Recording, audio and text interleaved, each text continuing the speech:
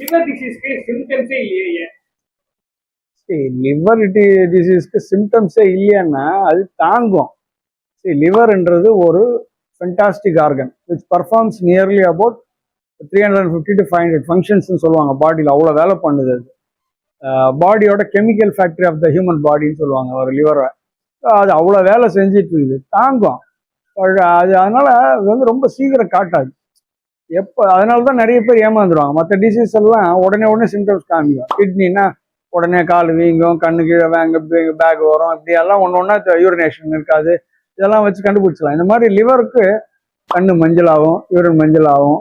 இந்த மாதிரி ஒரு சில சிம்டம் அது நீங்கள் வாட்ச் பண்ணாதான் தெரியும். அது நீங்கள் தண்ணி குடிக்கல அப்படின்னு நினச்சிக்கிங்க.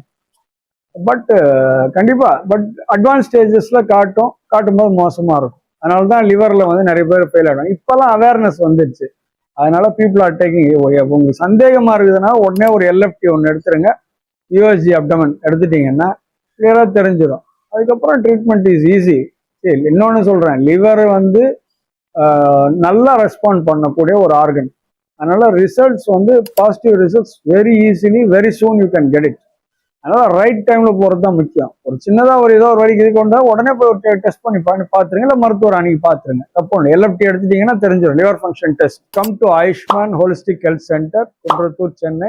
நம்பர்ஸை கால் பண்ணி பேசுங்க. You will get results.